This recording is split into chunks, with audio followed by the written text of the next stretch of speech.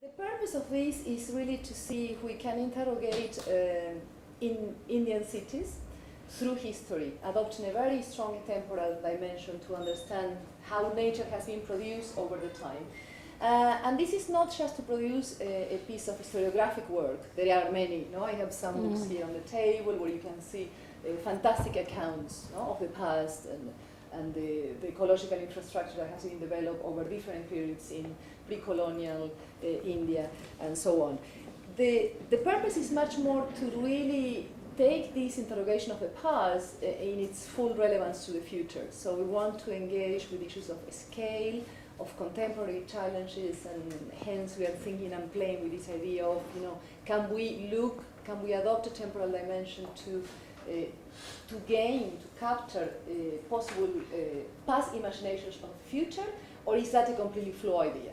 Yeah. So we want to get, again, we feel that there is something of relevance in that exercise that applies not only to Indian cities, but of course, India is a fantastic scenario for that because of the historical density, because of the diversity, the multiple ways of making, the many makings of urban nature that we can capture here.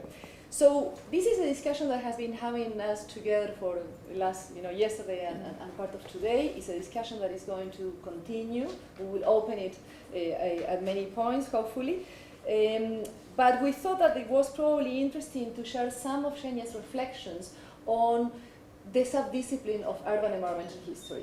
And if we were to position this book and this piece of work towards a contribution, we are aware that it talks to a number of disciplines, sub-disciplines. And so Jenia, what Jenia is going to do today is really going to show us how she sees that. She is a historian. Jenia is associate professor on the history of ecology and environment at the Institute of Development Studies in Kolkata. She's going to be drawing on some of the work she has done on the canals and wetlands, or the fascinating network of the wetlands in East Kolkata. She has been, she has many accolades. She's clearly a leading, young researcher, infusing many interesting and new ways of looking into things, or looking into cities. So, well, without further ado, I just want to give her the floor and then have some space for discussion. Okay, thank you so much, Adriana, and thanks, Kavita, for giving me this opportunity to, present this paper. But I am skeptical whether I would be able to live up to your expectations, because I come from a quite different kind of a discipline, history and environmental history, and now I am trying to see whether we can, perceive and even pursue urban environmental history within the Indian context. And why I feel this is important, because okay, so yeah, I was saying that, like, why I think that Indian urban environmental history can be considered as an important discipline or sub-discipline within environmental history, and even whether it can be used as a methodological framework, a methodological tool for addressing a number of questions. And I find that this is very much important against this present context of the contemporary patterns and processes of the urbanization of Indian cities, and her inclination towards making her cities sustainable and smart, and our drive for the 100 smart cities, as we are all aware of. Now, after that, now basically it would be a long lecture, like of 45 minutes maybe, where I plan to throw light on the origins and historiography of the subject, environmental history, and how it originated in the West America, because that would be also a relevant part of the discussion, and then how it gradually proliferated in other corners of the world, including South Asia and especially India. Now, after that, I am going to discuss the approaches, methods and methodologies which I find might be significant and useful for pursuing Indian urban environmental history. And then before finishing the talk with a discussion on the agenda and the way forward for IUEH, I would be also exploring a little bit on the Kolkata case study. That was a part of my PhD research work. Now, this is the history of the history and historiography of the origins of environmental history, and this I have taken from J.R. McNeill, who is a very renowned environmental historian in America. And McNeill says that several countries, they can be credited with the launch of number of schools of history. Like the Italians, they launched microhistory. Britons, they developed anthropological history, and we all know Eric Hobsbawm, E.P. Thompson, and Christopher Hill. And French historians, they invented the Annales school, the Annales approach, and the famous Leroy Ladurie and Fernand Braudel. And Fernand Braudel, he also wrote the Mediterranean and the Mediterranean World. And similarly, United States of America can be considered the birthplace of environmental history. Now, though we find environmental consciousness reflected in the works of many other scholars and historians before 1970s and 80s. For example, I mentioned the name of Fernand Braudel and his longitudinal approach and how it captures, also the natural history of the Mediterranean world. But environmental history as a self-conscious undertaking, it actually dates back to 1970 in the United States. And the environmental activism, it played a very important role, a pivotal role in facilitating the emergence of environmental history in the US.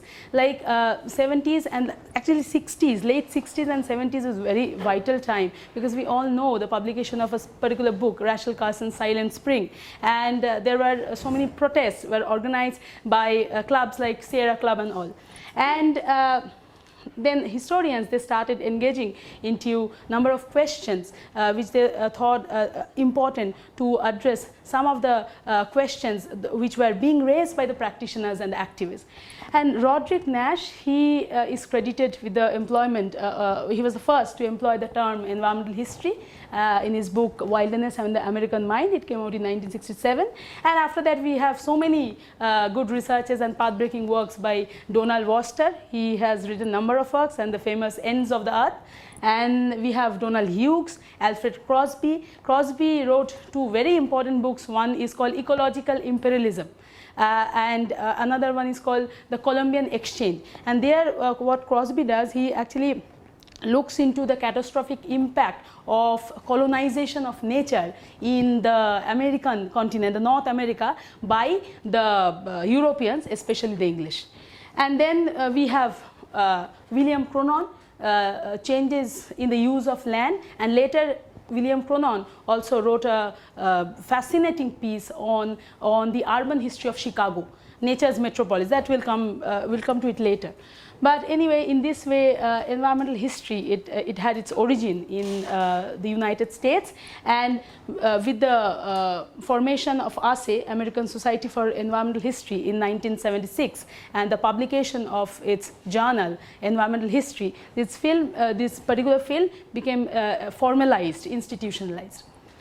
Now, since 1980s, environmental history flourished in several other parts of the world, including parts of Europe, Latin America, Asia, and Africa.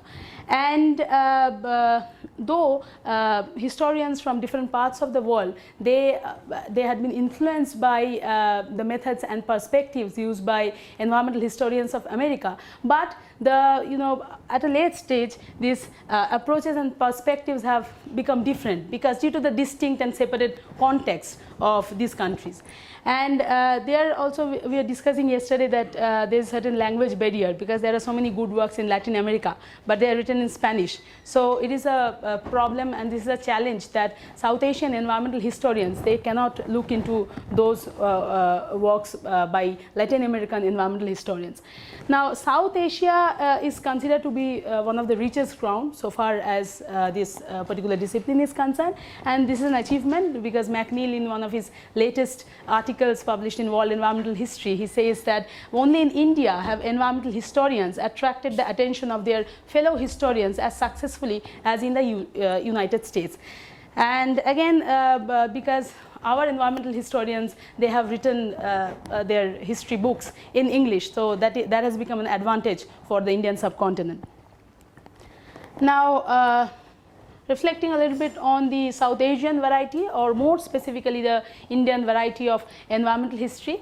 Now, at least in the initial days, like Indian environmental history was synonymous to forest history, because historians, they were mainly concentrating on the relationship between state and forestry, the relationship between the state and forest dwelling communities in the pre-colonial, colonial, and of course the colonial legacy in the post-independence period. Now, as we have seen that environmental activism in the United States, it facilitated the origins of environmental history. Similarly, we also find in the Indian context that environmental activism regarding the Chipko movement, and later the Narmada Bachao movement, these have been really significant for for the emergence of environmental history in India. Now, because this Chipko movement, when the Chipko movement it started in the Garhwal Uttarakhand, then what we find is that the historians and scholars, they started asking a number of questions relating to the relationship between the state and the forestry. Like why forest laws had been so much crucial and stringent, and why they had been so much catastrophic for the livelihoods of the poor people, the tribal forest communities. And then after that, since late 1980s and early 1990s, we also find a rich literature on the history of waters in colonial India and post-colonial India. And Narmada Bachao Andolan, now this is becoming a little generalized, but this is true to an extent that Narmada Bachao Andolan, it played an important role for the emergence of history of waters in the Indian context. And we find so many important names starting from Elizabeth Whitcomb. Though Elizabeth Whitcomb, he wrote his book in 1972. So as early as 1972, and it is not related to Narmada Bachao Andolan, but and during that period of time in 1970s, Elizabeth Whitcomb was not considered as an environmental historian, because she was just an economic historian, because during that time there was nothing called environmental history. But later the historians, they took a lot of inputs from their work by Elizabeth Whitcomb. There is agrarian conditions in North India. Now, after that, we have number of works by David Moss, David Jean Martin, and the latest works by Rohan D'Souza on the Mahanadi on the Mahanadi River and the Hirakud Dam on the Mahanadi River, and also other works by Asha Shah, Clinton Smith, and Iqbal, the latest one. Now, there is one important point to be mentioned here, that is in 1998, Ramchandra Guha and Juan Martinez Elliott, they published a very significant book, and the title of the book is Varieties of Environmentalism, Essays North and South. And there they argue that though environmental activism played important role in facilitating environmental history as a discipline in both United States and the Indian context, but the nature of this environmental activism, or the nature of this environmentalism, actually varies. And they basically they shed light on the what they called Mark Dubos and Medha Patkar analogy. I just explain the case. Like they say that this Mark Dubos, he was an activist who was very much associated for protecting the Stanislaus River in California, and he also chained himself to a boulder. So that was his strategy, protest strategy.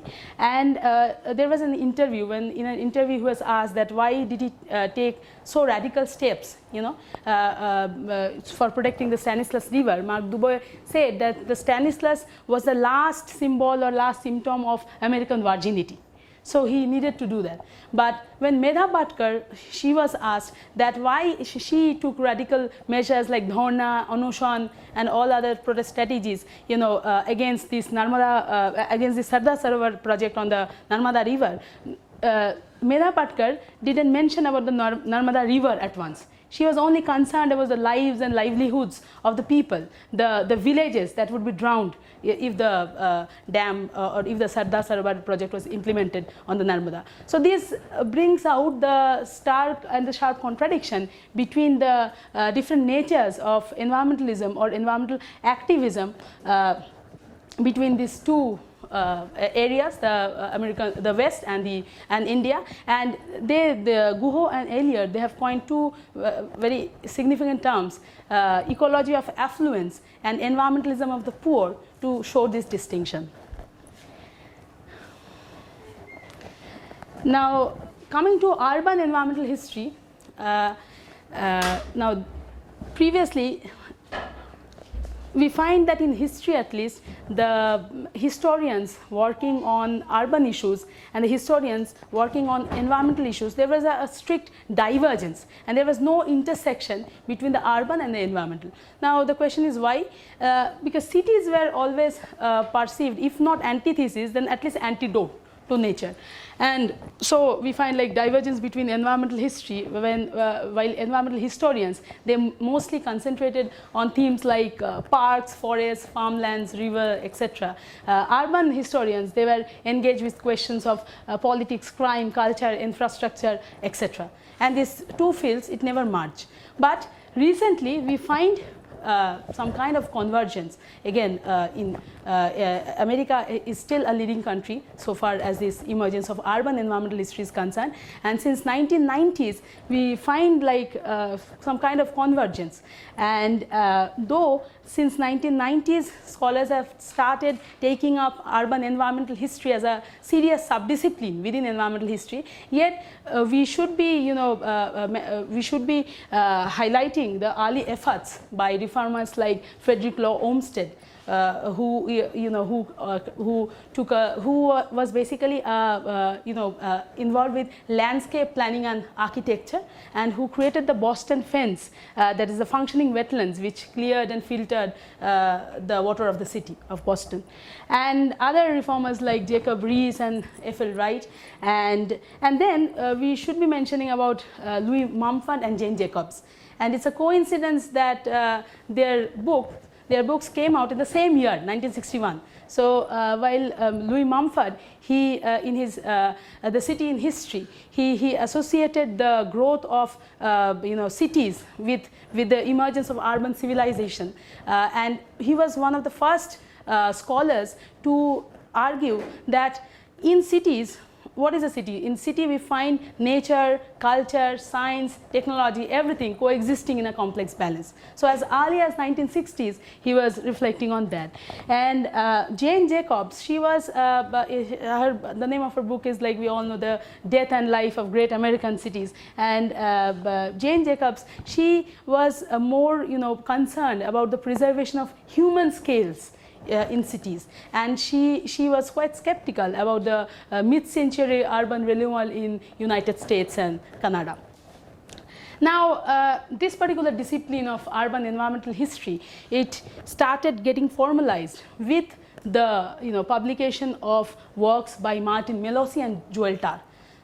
And since 1990s. Now Martin Melosi wrote a fascinating article called "The Place of the City in Environmental History." It came out in Environment and History journal, and there was a lot of conversations between Martin Melosi and Joel Tarr, and we find that Joel Tarr, he wrote a long letter to Martin Melosi in 1992, and in that particular letter, Joel Tarr says Martin Melosi that urban environmental history can be conceptualized as something like the story of how man-built or anthropogenic structure, that is built environment, and technologies that shape and alter the natural environment of the urban site. And the second part is very important, with consequent feedback to the city itself and its populations. And so Melosi writes in 1993 in his The Place of the City in Environmental History, he says that urban environmental history, it combines the study of the natural history of the city with the history of city building and their possible interaction. So there was a debate among the environmental historians, like the debate between Worcester and Melosi. We are quite aware of Guho and Grove debate in environmental history, but a few of us are aware of this Worcester and Melosi debate, because while Worcester, he argued that environmental history should be only restricted to the agrarian landscapes and the farmlands and parks and everything, Martin Melosi said that cities should be also taken up as an important part within environmental history, because cities, they are also an integral part of the wider environment. And now there are since the last two and a half decades, we are finding the number of works flooding in the urban environmental history scene, and though there are several themes like sustainable flows, urban metabolism, urban disasters, risk, resilience and everything, but the central thrust of urban environmental history has been on the urban networks, that is the networking of the city. And the historians, they have tried to study and investigate that since 19th century, how in the West definitely, since 19th century, how a multi-layered complex of infrastructures were created in the underground. So they call this the invisible city or the second city, and they argue that special features or characteristics of these networks include capital intensity, longevity and path dependence. That is why particular technological choices were opted at that particular point of time instead of other choices. And so the historians of urban history and technological history and environmental history, so urban history, technological history and environmental history started intersecting, and networks were studied and seen as historical responses to specific constructions of problem. And so they become products of urban planning and decision making processes comprising of scientific concepts, technology, financial restrictions and even cultural values, because cultural values is also very much a part of it, because they argued that these networks generated socio-cultural processes of adaptation. I'll just give an example, like for example previously when people, especially women, they moved distances to collect water in buckets from wells, so at least they could physically sense the quantity of water they were using. So, but afterwards, since the 20th century, with the invention of flush toilets, the bathrooms and other technological appliances and electric gadgets like washing machine, dishwashers, so the consumption, it increased almost tenfold in parts of Europe and America. So, these historians, these urban environmental historians, they actually they not only study the material infrastructure, but also the changes in behavioral or mental patterns of consumption, which is very much associated with this. Now then, another thing which is studied is like the decline of indigenous techniques and practices with the superimposition of modern systems and modern techniques relating to service provision and sewage disposal, etc. I'll just give an example. Like in 2004, Simon Neri Sarneri, she conducted a work on the city of Milan, and she also looked through the archives and used the archival research methodology, and she showed that how a sophisticated system of canals and water courses, it permeated the city of Milan in since early days, since pre-industrial times. And these canals, they performed range of functions that included transport, that included sewage disposal, and also irrigating the nearby agricultural farmlands. But in the later half of the 19th century, like this, due to several problems, like one problem was the deterioration of sanitary situation of the city. At least we find those things in the reports of the urban planners. So, so with all those problems, this particular system of canals, it was superseded by modern techniques of service provision and sewage disposal. But this superimposition, Sarneri argues that this superimposition, it could not actually take care of its capacity to absorb organic pollutant substances. So what happens is that maybe for the time being the question of health could be addressed, but in the long term that resulted into the decline and collapse of the entire regional, entire regional hydrological regime. So these are the important things which have captured the eyes of urban environmental historians.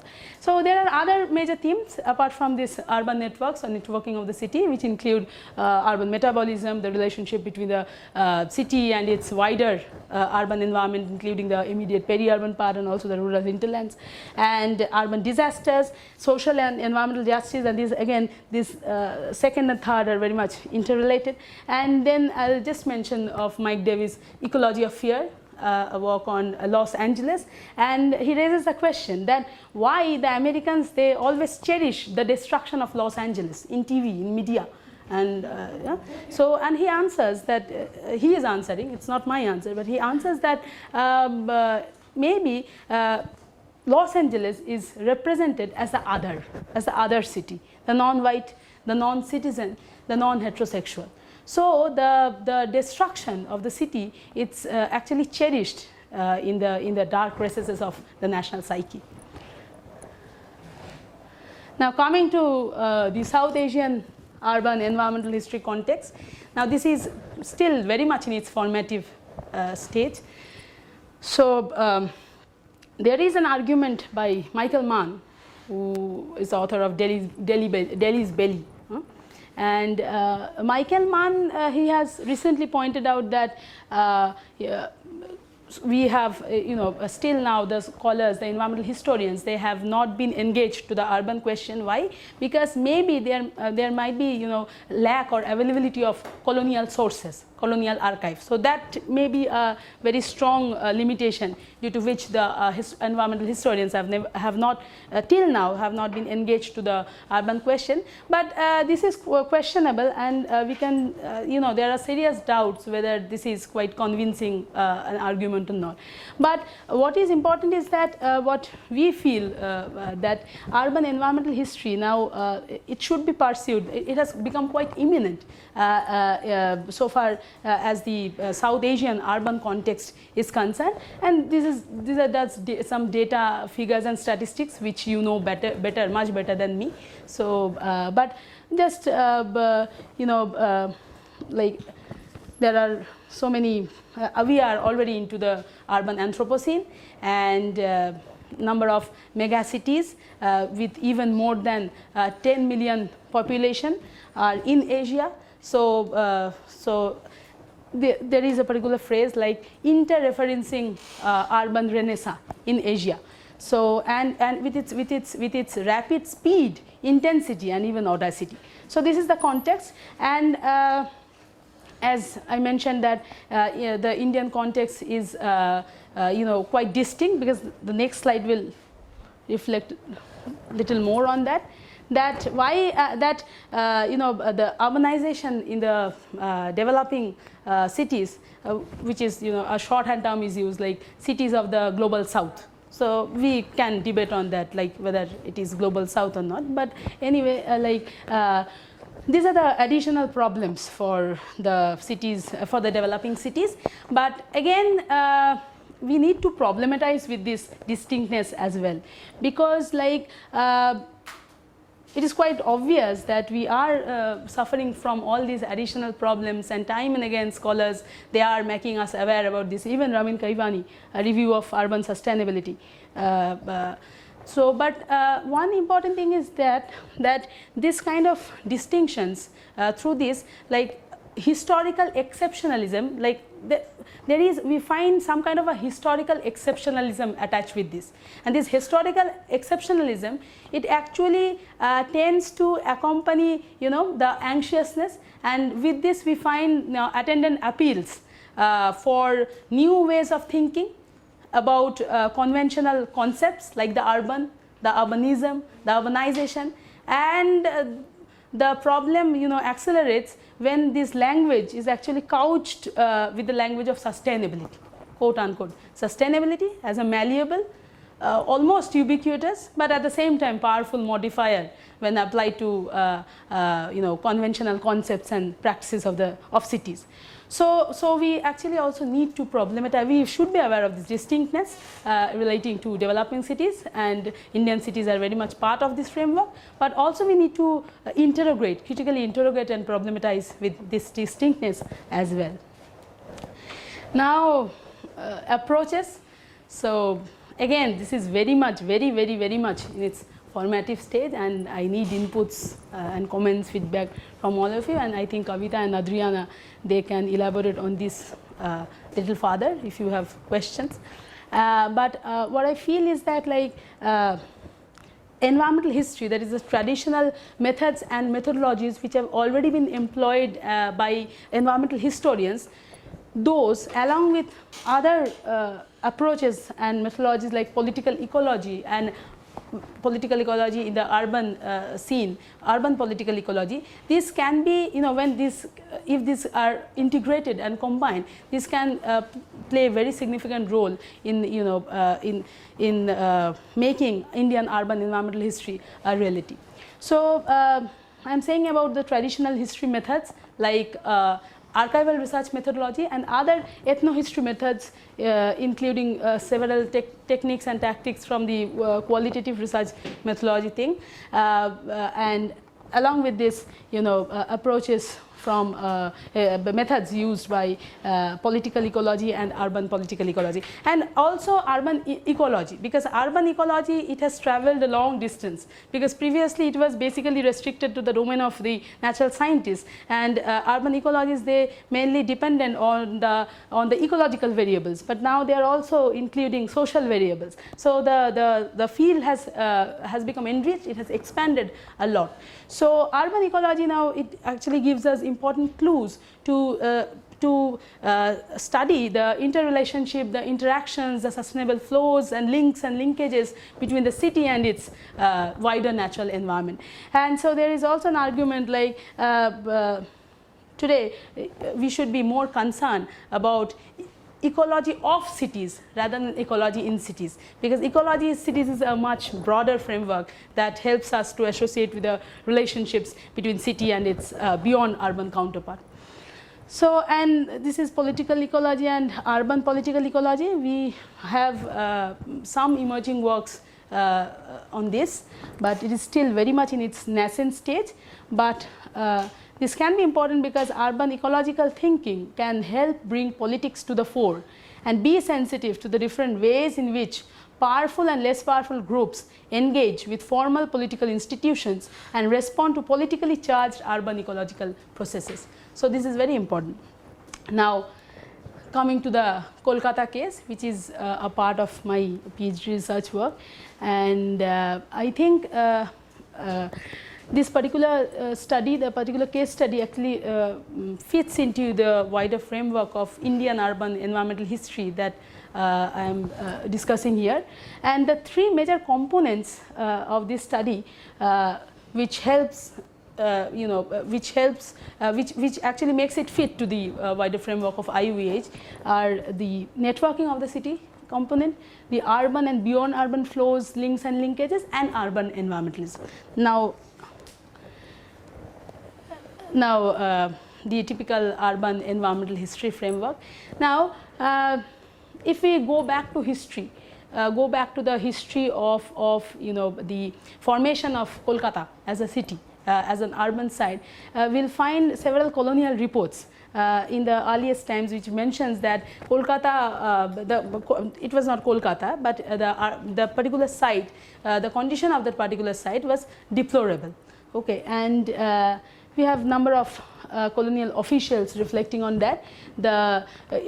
There were swamps and marshes everywhere, and this was a big swamp on the eastern part of Kolkata. It's called saltwater marshes, and but then the question is, if we find from the colonial reports that the condition of this particular space was deplorable, then why did the colonizers, they prefer to select Calcutta as the seat of colonial colonial capital? Now ecological dynamics can explain to an extent the reason that why Kolkata was selected as the seat of colonial capital, because again we find from colonial reports that this was a very much potential site with river Hooghly in the west, river Vidyadhari in the east, and numerous tributaries, distributaries, channels, canals and creeks in between the river Hooghly and river Vidyadhari, and also the vast and saline marshes and swamps to the extreme left of it. And now Joab Chanok came to Kolkata came to the site in 1690. Okay, but even before that, we find that even in late 1660s, the London Court of Companies, they are issuing instructions to the East India officials that keep a journal to track and to note the length, depth, channel length, and even pattern of sand variation in the Ganges, in the Hooghly River. And Joseph Townsend, as early as late 1660s and 1670, he was employed as the pilot of the Ganges to conduct periodic surveys of the riverfront. So the economic logic of commercial development of the Ganges Valley gathered momentum. So this I have tried to explain in terms of the victory of site over situation. The situation was deplorable, but the colonial understanding of the tremendous advantages of the site in terms of its serviceability and defensibility actually led them to intervene with the natural ecology of the site, including channels and marshes and everything, to waterscapes, which involved the use of labor and capital in the production of nature. And the result was the excavation of canals, that is artificial cuts to join the natural channels which were already there, and also the reclamation of the swamps and marshes. And we will find that these canals and marshes, especially the canals, it played a very important role in trade and transport operations, and it connected Calcutta with the wide hinterland on her eastern part, including districts like Dhaka, Khulna, Faridabad, Bakharganj, some of which are now in Bangladesh, yes. And the canals, not only they provided opportunities, trading and transport opportunities, but they were also at the same time they were useful for drainage and sewerage solutions for the emerging urban site. And we find from reports again that sewage farming experiments were conducted in the marshes which were reclaimed. And it was quite interesting to note that in the period between 1850 and 1930, late 1930s, the amount of trade conducted by these canals, through these canals, was 7 times more than trade carried on by railways. And so this is the Eastern Canal system which I am talking of, and this Eastern Canal system, it covers a distance. It covered a distance of 187 miles between River Hooghly in the west and Bidyadhari in the east, and it consisted of both tidal channels and artificial cuts connecting the tidal channel. And here also we find the glorious saga associated with centralizing paradigms and scientific management of hydraulic enterprises imposed by the colonial rule. And this I have mentioned one particular drainage scheme, the combined drainage scheme of William Clark, which was implemented in 1856, the combined scheme, because there were 2 canals which carried the storm water flow and dry weather flow, and this system is still there in Calcutta. So this is one of the lifelines of the city of Kolkata so far as our drainage and sewerage solutions are concerned. And the river Bidyadhari in the east, it used to act as a main outfall channel for the disposal of storm water and sewage. And after in 1928, again in colonial reports, in the reports of Justices of Peace Sanitation Committee, we find that the Bidyadhari declined due to several causes, natural causes, along with other causes like artificial interventions into the river, because number of artificial cuts were made. So the Bidyadhari died its natural and artificial death. And after that, this Bidyadhari outfall scheme was replaced by the Kulti outfall scheme, which was commissioned and executed in 1943. And this is very important. Why? Because this particular transformation, it led to the gradual transformation in the aquatic environment of the city, and it turned the once saline marshes to non-saline marshes. Why? Because the Bidyadhari used to collect water from the Bay of Bengal, saline water, and as this area was an low-lying area, so the Bidyadhari used to come and it spilled over. So the salt water, the saline water, it couldn't move out. But now with the decline of the Bidyadhari river and with the introduction of Kulti scheme, we find the change in the aquatic environment of the city in its eastern part, and this led to the birth of what is known as the East Kolkata wetlands. And when the Kulti outfall scheme was implemented, there, this is the Kulti River. This is a dry weather flow canal and storm water flow canal, the combined scheme of Clark. So, when the Kulti scheme was implemented, an adequate waterhead was raised for supplying sewage to most of these fish ponds gravity, and this resulted in the extension of the marshes, yes, of fisheries. So, this resulted in the extension of wastewater fish ponds further east and southeast of Kolkata to about 8,000 hectares. So, this entire area is called the East Kolkata wetlands, and one particular environmental and sanitary scientist is called Professor Dhrubajyoti Ghosh. He has used this nomenclature, East Kolkata wetlands, and you will have lots and lots of work and literature on these East Kolkata wetlands, but very few from the historical perspective. Now, finally, now if we look into literature, we will find several paradigms regarding this city and beyond urban relationship. Now, we actually try to, so far as per this particular case is concerned, I have argued that Kolkata's, the urban site Kolkata and its peri-urban interface in form of the East Kolkata wetlands, these have actually emerged as consciously constructed spaces since the colonial times. And so, the relationship between the urban and peri-urban since the days of the, since the days of the foundation of the site itself, it was mutually reinforcing. So, but gradually we will see that how this mutually reinforcing relationship, it became a truncated relationship coming to the post-independence period and obviously during the present times. Now, so there is a kind of mutual and symbiotic relationship between the urban and the peri-urban wetlands, because East Kolkata wetlands, it treats 810 million liters of waste daily, and so Kolkata does not have a separate sewage treatment plan. So, and this is done absolutely free of cost.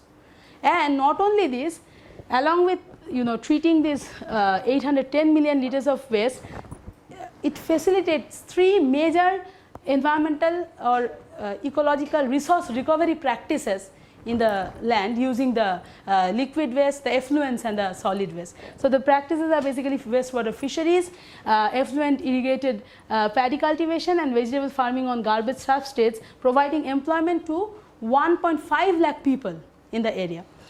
And the city receives nearly 150 tons vegetables and 22 tons fish daily at a very cheap cost, because the distance is very less between the city and the East Kolkata wetlands.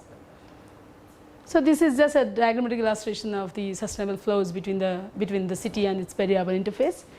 And now coming back to the post-colonial period, like the post-independence or the post-colonial period is very much loaded with a history of non-maintenance and degradation of canals, and we mentioned about the ECS, the Eastern Canal System, and Tallis Canal is a part of this Eastern and Southeast Canal System.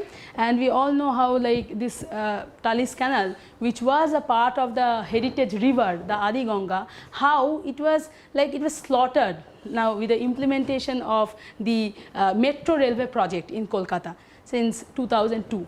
And what happened is that 300 pillars, 300 pillars were constructed on the river at a gap of 20 meters. So, ultimately what we find is that the Tallis Canal actually transformed from a heritage river to a pillar ridden sewer. So, so far as these marshes and swamps are concerned, since the last few decades, we have the history of conversion of wetlands into estates, and this story started since the foundation of Salt Lake City on the eastern part of Kolkata. And maybe why these wetlands, in spite of their usefulness, in spite of so much benefits they incur to the city, why they are getting converted day by day, this can be partially at least explained by the duality and ambiguity that is there in the urban plans, planning acts and etc. Now, so again there can be a history on urban planning that also includes the environment within it, but if you look into the BDP, the basic development plans alone, you will not find environment, but you will find the word environment when you come to the SEMSAP plan, that is Calcutta Environment Management Planning Strategy and Action Plan, but before that we do not find the word environment in any of these urban plans.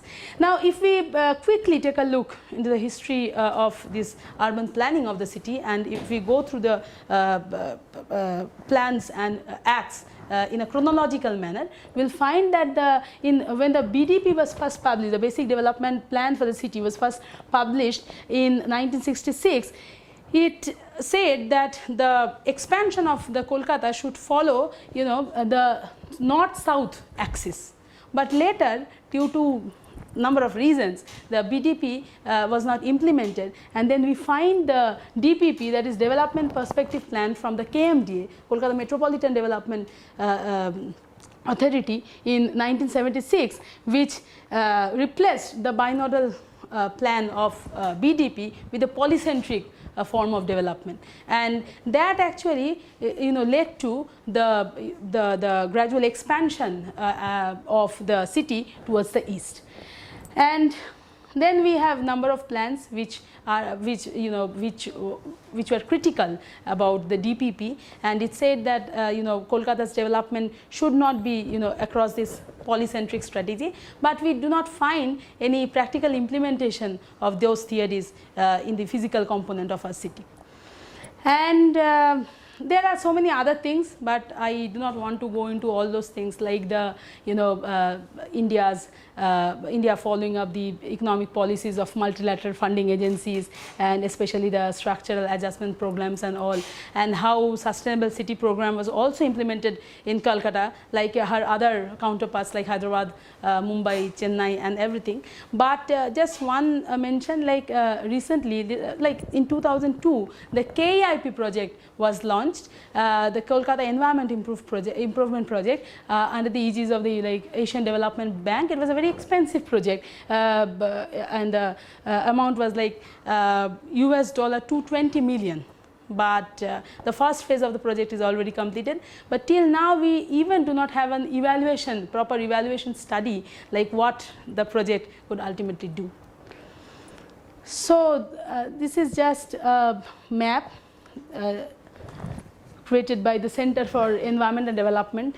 Ashish Ghosh was the director, and it shows like since using a long term perspective, using a long temporal scales in 1600 through the present times, like how the blue infrastructure of the city is getting dwindled with the suburbanization or urban sprawl of the Calcutta city.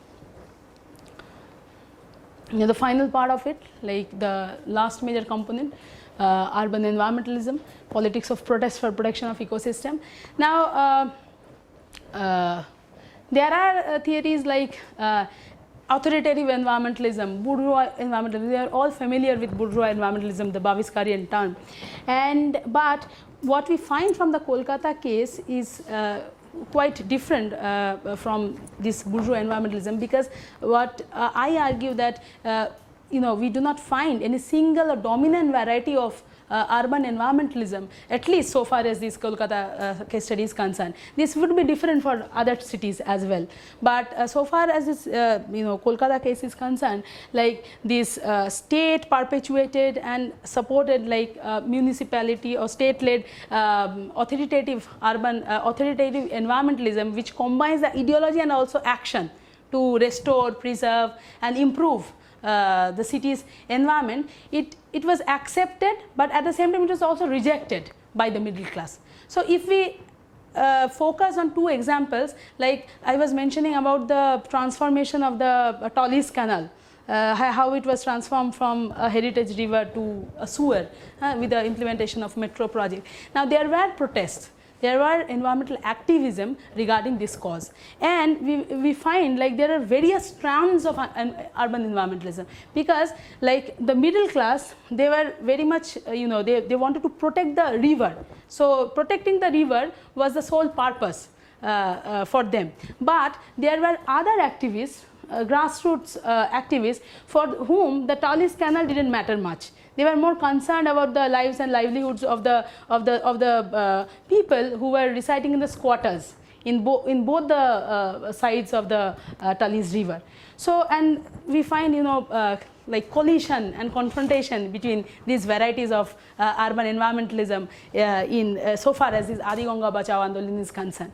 So, and now when we come to the urban environmentalism regarding the protection of East Kolkata wetlands, we find that the middle class here, they took a different role. Even some bureaucrats were also involved in this, and they filed a PIL, public interest litigation, and they were also very much sympathetic to the wetland dwellers. They acknowledged the creative role played by these wetland dwellers, you know, and how these communities actually, you know, facilitate all these resource recovery activities using the waste and effluents from the city. So what we find is that Hans Dembowski writes a brilliant book, and he calls Taking the State to the Court. The title of the book is Taking the State to the Court, how the middle class, involving some of the bureaucrats even, how they took the state to the court for the cause of protecting the East Kolkata wetlands.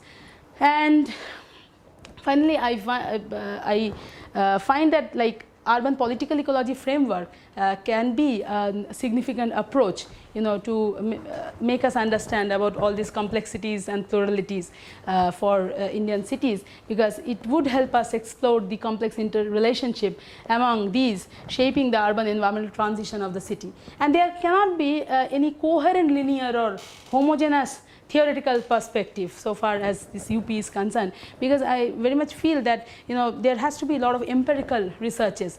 So facts and empirical researches that can inform the theoretical framework. The theoretical framework should not be blatantly, like, implemented and imitated in any of the urban scenes, but rather the way would be just the opposite, that is empirical researches informing the theoretical framework.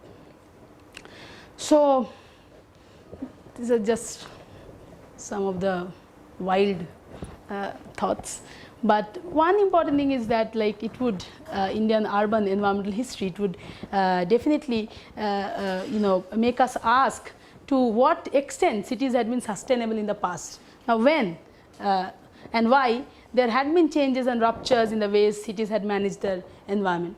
And I think it would help us create links among the wider discourses of the past, present and future. And so these past imaginations of the present or past imaginations of the future, this would definitely facilitate ecologically and socially responsible urban planning and policy approaches. So I find Indian urban environmental history to be a relevant and significant methodological framework, particularly at this point of time. And just I'll end on an optimistic note. Now, there was an anniversary forum of the journal Environmental History, the journal which was published by ASE, American Society for Environmental History, since 1975-76. And in this anniversary forum, the theme was what's next for environmental history. What's next for environmental history? A number of environmental historians were approached by the editor, that what they think can be the next themes for environmental history. Where are the gaps, where are the lacunae, the eccentricities and everything. And Ramchandra Guha, he has written a small piece, he has contributed in this particular forum, and he has written a small piece, it is called Movement Scholarship. And there he says that the urban, and this has come out in 2005, so just 10 years back the line. And he writes that the urban environment is neglected by activists and predictably by scholars as well. So India soon will have the largest urban population in the world, yet we know far less than we ought to about the history of ecological conditions within cities or their claims on the resources of the hinterland. So he addresses the urban metabolism question, and he ends on a note, we will soon have fine detailed studies of the cities of modern India. And we are trying to shed some light on that, and it is little ambitious, but let's see what happens next. Thank you so much. So, So may I sit or I'll just stand? You deserve it. Thank you so much, Jenia. So I think that we have about 20 minutes. Or even more. Yeah, well, let's see where it gets us. Any reactions? Yes. I just wanted to share an observation that I made on my city, Bangalore.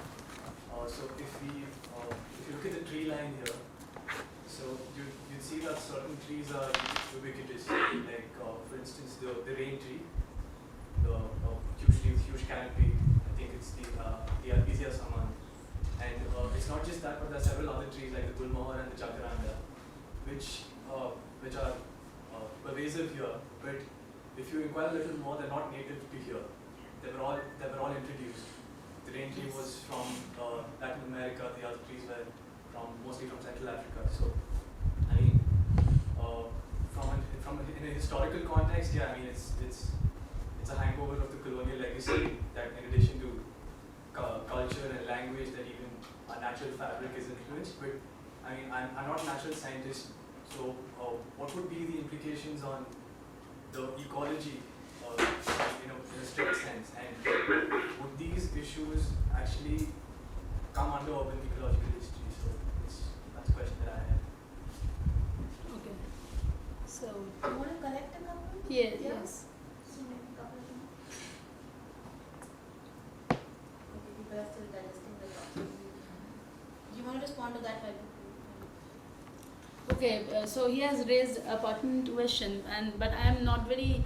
I don't think I would be able to answer this in the urban context, because I can just I mentioned Alfred Crosby's book Ecological Imperialism, the biological expansion of Europe in America, and it's a long temporal framework, 900 to 1900 AD, and also another book, The Columbian Exchange. There he takes up the same thing that you are talking about, like the introduction of trees, not only trees but also other species, organism, everything in another environment. And the result was catastrophic, because there was demographic disaster. The native Amerindians, they just perished. They couldn't take that, because experiments were not carried out before introducing these species and organisms at larger scales. But yes, this is an important area which we need to, we can of course look into this area, but I cannot right now remember any piece of work on this. Yeah, but this is provocative.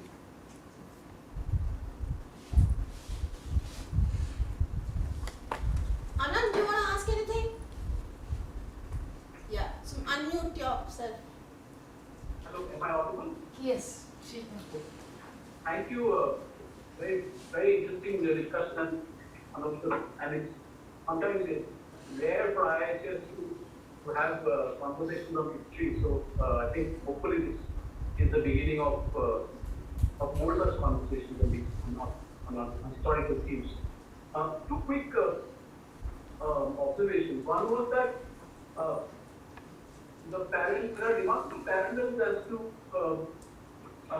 how even India's environmental history and India's urban history, whatever is there of it, actually have followed a very they haven't really met. So and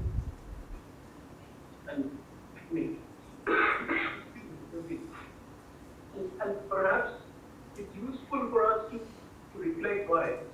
And as we move into understanding newer notions of ecological modeling, smart, etc., see how some of the dimensions, environmental dimensions of this, were not just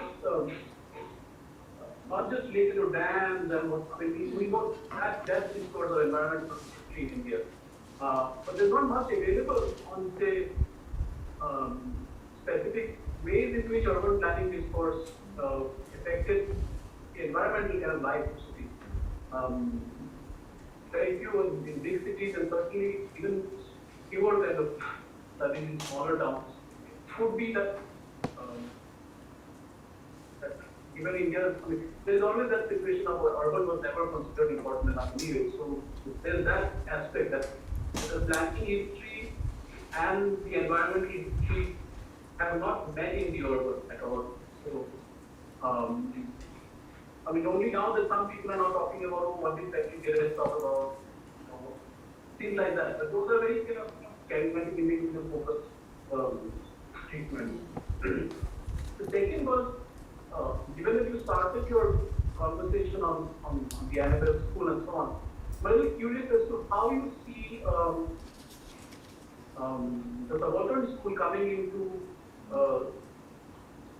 specific ways of looking at urban environmental history. We know the Goa way of treatment of history, the way it goes about. Given that India is journeying so fast in the last 20-25 years, historic history is difficult. It's very difficult to pin it down because we're not still grappling with the changes that have happened in India over the last 20-25 years since '91. So if one wants to go back and look at it from the point of view of environmental justice history and so on, are there sources one could refer to and would then the subaltern schools methods be useful in India? Okay, so do I respond to this? Yes, you have quite rightly mentioned that so far as the Indian context is concerned, the urban and environment, they are still divergent fields and they do not converge. And why, why they do not converge? Why don't we find any kind of interaction between them till now? Now that question is itself an important question, but Michael Mann, I was mentioning on Michael Mann, and people like Michael Mann, they argue that maybe there is lack of availability of colonial archives, colonial sources, and even the geo-archives and bio-archives, those are lacking. So that might be one of the reasons why, why we do not find till now any intersection between the two. But we actually need to explore a lot more to even find out the answer that why urban and environmental historians, urban and environmental history do not merge. So I think one answer to this question might be like we have followed separate pathways, like so far as this environmental history is concerned, because we have Guha and earlier they have captured in their 1998 book that urban environmental history of America, how it is different from urban environmental history of South Asia, because due to separate and due to specific context for these two regions. But at the same time, I think so far as these methods and methodologies are concerned, the environmental historians of South Asia and more specifically India, they have drawn a lot from the historians of America. So that is also an important thing, because if you go through the works of, at least Richard Grove, Gadgil, and even K. Shivaramakrishnan, I'm not saying that about Ramchandra Guha, but at least Grove, Shivaramakrishnan, and Gadgil, you'll find that they are very much influenced, and even at particular points of time, they imitate the approaches and methodologies used by American historians. So maybe one possible reason might be this, that even having different and separate contexts, so far as methodologies are concerned, Indian historians had been dependent on the Western frontier. One, and the second is like the contribution of the subaltern school in the writing of environmental history. We find brilliant examples by subaltern historians, they reflecting on methods and approaches which can be important for environmental history, because we have the works of David Harriman and also like works of David Arnold, Nature, Culture, Imperialism, and they use ethnohistory methods, and they use methods and methodologies from anthropology, to answer a lot of questions regarding forest history and the lives and livelihoods of the forest people depending on the ecosystem resource, and how these people actually played an important role in transforming this ecosystem resource to ecosystem services. So all these things are there, and they use ethnohistory and methods from anthropology and also sociology, and not the traditional archival method only, but also they go beyond the archives to track and note history from the field. So, but so far as this again urban environmental history is concerned, we still do not have much from even the subaltern historians. So, but the methods might be useful, at least in some contexts. But the urban scene is much more complicated than the rural scene, because the way issues of environmental and social justice is there in the rural scene, the urban scene would be much more complicated than the forest and the farm areas. Thanks so much for that. Just kind of, if we just probe a little further, given that the subaltern schools methods are very interesting and very useful for peasant movements, forest movements, as you rightly point out, and so on. Now, if one were to extrapolate some of that into the urban environmental history, given that there is dearth of material, given that there is kind of historical absence of kind of the creativity, and there is dearth of actual environmental material for archival kind of work. You have material on planning, and you can do master plan research and so on. So then, a possible tool could be subaltern methods. Yes. But we might then, a trade-off could be that this will not be history at the grand scale, or even at city scale, but this could be actually micro scalers in which it starts resembling anthropology in some way. Yes.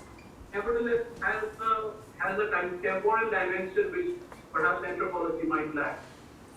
Yes, that is true. I quite agree, yes, with your argument and suggestion. Yes. Thanks. Any other comments, observation before we? I have one. You spoke a little bit about historical exceptionalism and the whole looking at the history of the way history is narrative in India. Can you speak a little bit more about it? Because I think you also had problems with obviously looking at that. Just want to can you elaborate on that? It'd be nice. Yes, my concern is this thing of additional complexity, additional problems of the cities of the quote unquote again global south. But again, the scholars, they are raising concerns about the use of this global south thing, because people like even economic historians, economists like Omyo Bakchi and all, they're saying how can you employ and use a term like global south when you've find absolutely different trajectories, even if you compare between Korea and India. Yeah. So one problem is with that, the conception of global south. And then the other problem is that in literature, starting from Joseph Gagler to David Harvey even, then coming to even Ramin Kaivani, because that article has been cited more than 100 times, the article published in International Journal of, I think the very first issue, yeah.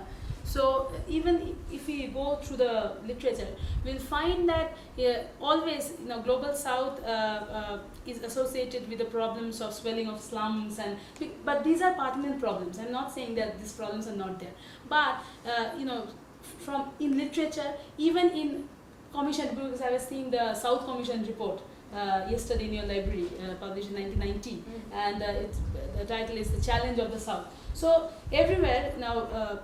The problem is that the southern cities, they are conceptualized in terms of those problems. So, these cities, these cities are typically they are actually mired in various combinations of intractable poverty, catastrophic socio-ecological implications, and all these things. And one thing this is just the personal opinion. I find that this becomes a platform, you know, and like if you can,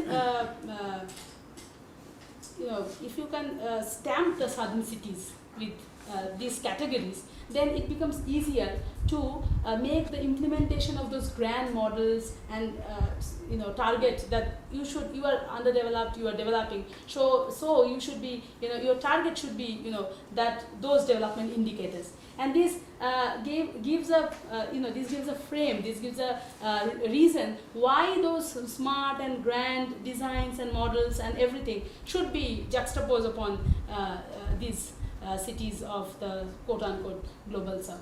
So this is one understanding, and also we have some literature on that, but I was thinking that even we need to address this question, and we need to problematize this distinctness, because we understand, yes, of course there are certain additional problems, but again we also need to problematize with this question, because it you know, it pushes you to see the development of cities, or rather the urbanization of cities from that particular lens or sustainability framework. Yeah. No, I just don't know if there are other comments chipping in that. Otherwise, I also want to get back to the question of the historical exceptionalism. And I don't fully agree on the idea that it is because of the use of the term global south or global south cities that we are, you know, sort of, I don't know, fueling this idea that cities are malleable, narratives of intractable trajectories of poverty, and so on. But that could be another discussion. I think that in fact, you know, like the idea of cities in developing countries and so on have done exactly the same. So, you know, it's a long history of naming, no, this what we call now the South at the other, and rendering it malleable. But I want to go back to the point that that Kavita was raising, because I suppose if you know, one counter argument could be that perhaps the ultimate project of urban environmental history could leave us with lots of parcels of this historical exceptionalism, in the sense that, you know, of course, the more we understand how nuanced, how different, how diverse, how context-specific in terms of, you know, a whole set of dimensions, from ecological, political economy, and so on, things are, the question of then how do we travel with that learning into the present and then, you know, project that into the future, still is a bit, well, you know, leaves us stumbling a bit. In a way, we have been discussing with this book the opposite. We have been saying, no, actually, you know, there is a way of, or there might be some useful critical learning that can be done through this interrogation. But can you talk a bit more about this tension? Do we run the risk of just, you know, like the more we know about the past, the more we expand this set of, you know, historical exceptionalism? Yes, because we were discussing about them, or because we were discussing about the diversities and pluralities, multi-scale processes, and the multiple dimensions in this, you know, multiple spatial context. So if we really want to, you know, connect ourselves to that diverse and huge, complex, diverse Indian scene, then I think, you know, we really need to have a critical intervention on this historical exceptionalism, like which stamps and categorizes cities of global south as like cities with huge number of slums and squatters and all kinds of crime, criminalities, violence, conflicts, and everything.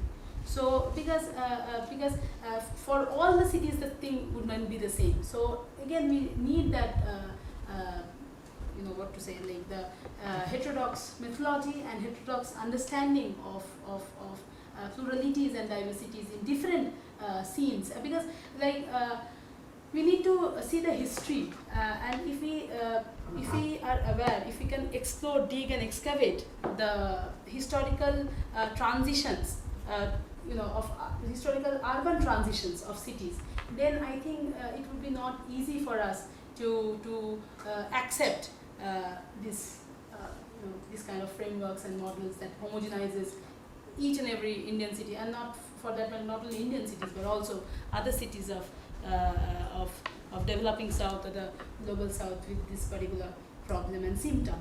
Even like I was thinking about Joseph Goebbels and all that, how these countries other than the West.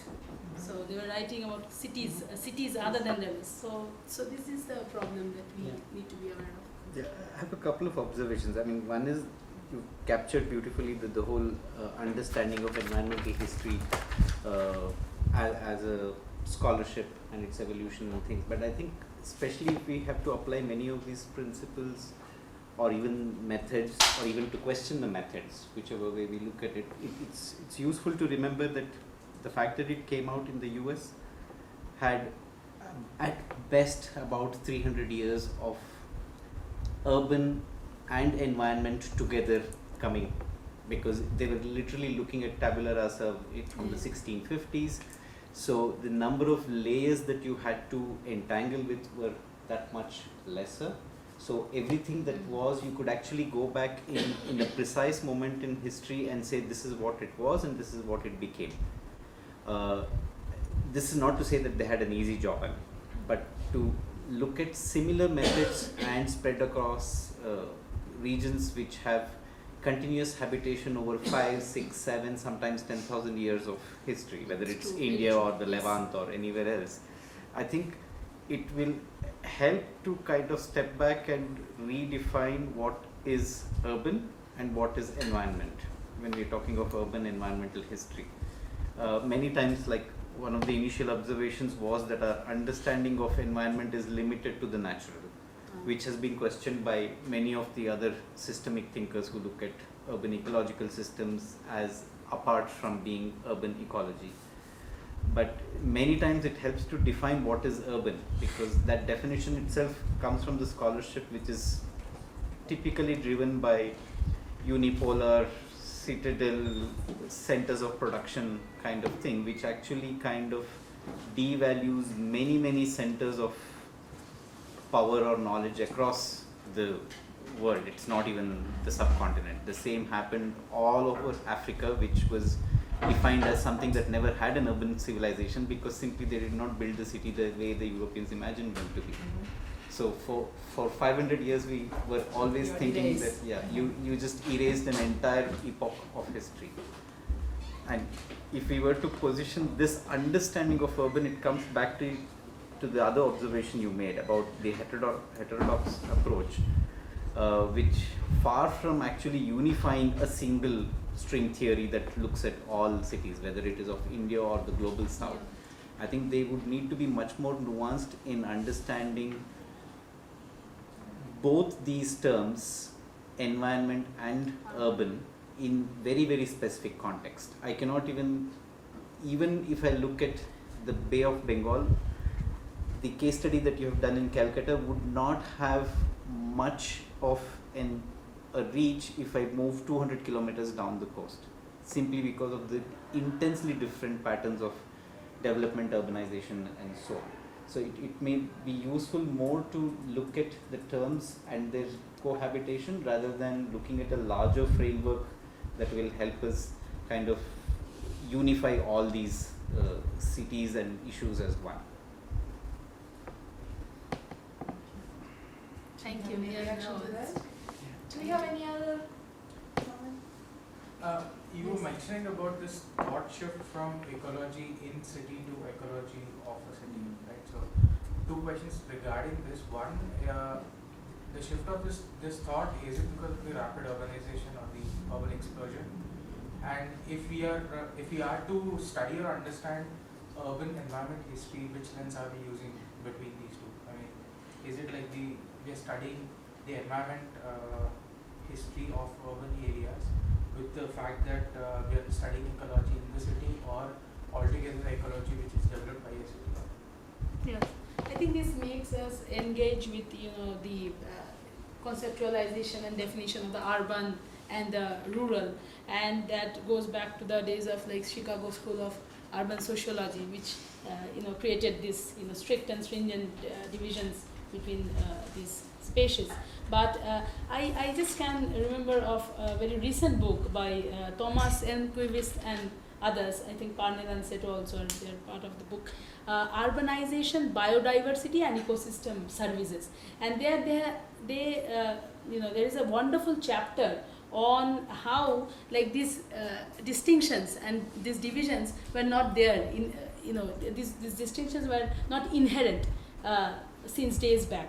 And when we are basically speaking about urban environmental history, I think urban ecology itself, now it is recognizing that the importance and significance and also relevance of this broader conception of the ecology of cities, because it helps you to understand the relationships, the interrelationships, the linkages between the city and its definitely its beyond urban counterpart, because a city is very much dependent on its natural infrastructure, ecological infrastructures beyond its boundaries. So, and this division, as I am mentioning, that this division is very recent, because in previous times, the cities, they, even if you look into like Indus Valley cities, so there was a relationship between the city and its wider environment. So ecology of cities approach now it is widely accepted even by scholars pursuing urban ecology. Okay. I think, well, thank you so much. Thank you so for much. the perspective. I was just thinking, that probably, and perhaps that's another objective for the book that we are working on. I think that there is probably a need of a history of environmental history, or a history to be rewritten as well, because I couldn't help, as you were talking, thinking that, of so many examples in Latin America where I come from, where back in the 1970s, even some of these dates of the milestones that celebrated the birth of a field were already very active, with very different consequences, with very different intellectual and political projects and so on. So that's quite useful, and I think that deserves the decentering of the idea that, that this is a perspective that was born in the States and so on. It's like, well, no, this is a story that we tell through a number of milestones because of the hegemony of certain centers of knowledge production. And I think that this is also one of the ambitions that we want to trigger in this. Can we also decenter the way in which the stories, the story of the history of cities has been told, and just explore the consequences, the liberating consequences of just doing that. Thank you so much to everybody, and Thank you. to be continued. Yeah, thank you. Thanks, Amna.